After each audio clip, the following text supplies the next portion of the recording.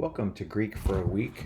We are looking at 3 verses this week, verse 22 through verse 24 of chapter 1. Again, we're continuing the first paragraph of the body portion of Paul's letter to the Philippians. So we're still looking at verses 12 through 26. And next week we will look at verses 25 and 26. And then, of course, the following week we will diagram this rather large paragraph here of 12 through 26.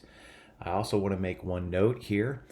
This is week number 1 of the 4th year of Greek for a Week. So pretty excited, getting ready to start the 4th year of producing these videos each week. So those of you who have been listening, either for quite some time or just getting on board listening, appreciate you doing that so much. And we'll continue working through as many paragraphs and as many verses as possible, just to continue to learn God's Word and learn how best to understand and put together the Greek New Testament. All right, verse 22 is here, verse 23, and verse 24. So I can begin by translating, but if I am to live in the flesh, this to me is fruitful labor, and I do not know which I will choose. Verse 23. But I am torn between the two, having the desire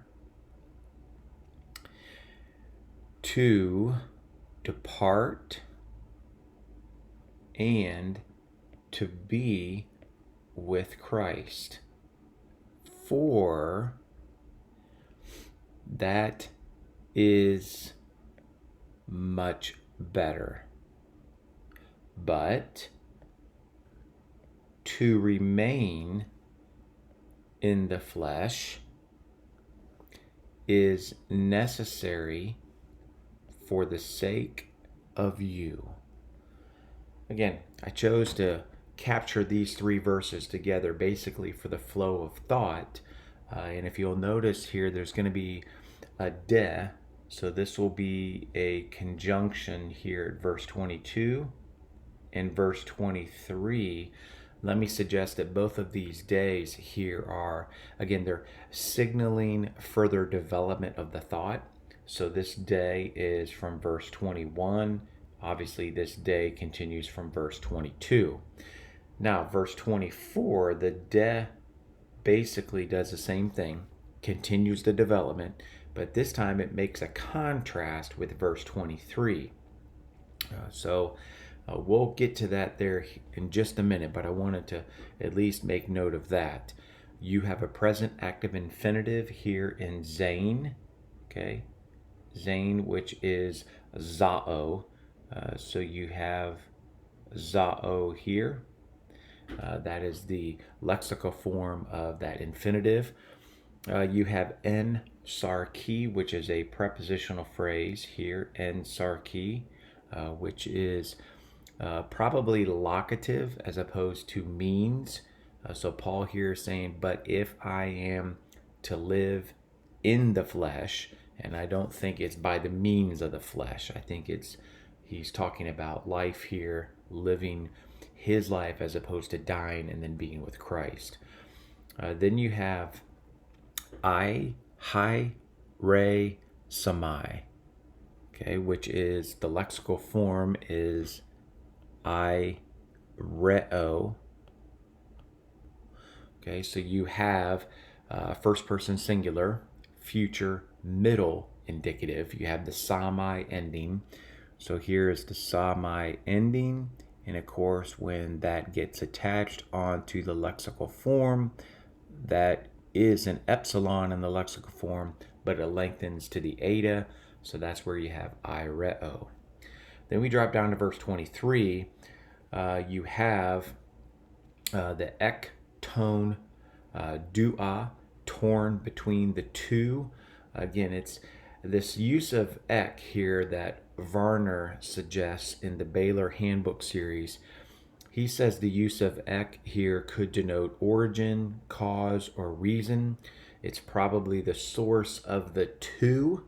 And what I mean by the source of the two is dying and living in the flesh, verses 21 and 22. So here's the ek tone dua here that Varner, I think, is correctly noting. Then you have analusai, which is on the back end of an ace ta plus the infinitive. Okay, so you have an aorist active infinitive there, as well as anai. So here anai is also an infinitive. That is a present active infinitive of ami. So those two infinitives joined with kai here, I think the way that you take one, you have to take them both. And I'm going to suggest here that they are exegetical, further clarifying desire. So they come back and they further clarify the desire. So the desire is to depart and to be, specifically with Christ. And then verse 24, I mentioned the de there. That is, again, continuing the development, but it's marking the contrast with Christ. So he says there, but to remain in the flesh. So basically saying here, do I want to, I have a desire here to depart, verse 23, and then to be with Christ. And then here's the contrast, but to remain, okay, to remain in the flesh, as in here, it's necessary because then you, Philippians, you get to be the benefit. So he continues this contrast. And then the final prepositional phrase that I just circled there, the dia plus the humas, that would be dia plus the accusative. So you can translate that because of or for the sake of. So Paul's here saying that he wants to remain, that it would be necessary to remain in the flesh, again, for your benefit. So a lot going on there. Trust this has been helpful. Those were 3 verses, 22, 23, and 24. We will look at verses 25 and 26 next week. Have a great week.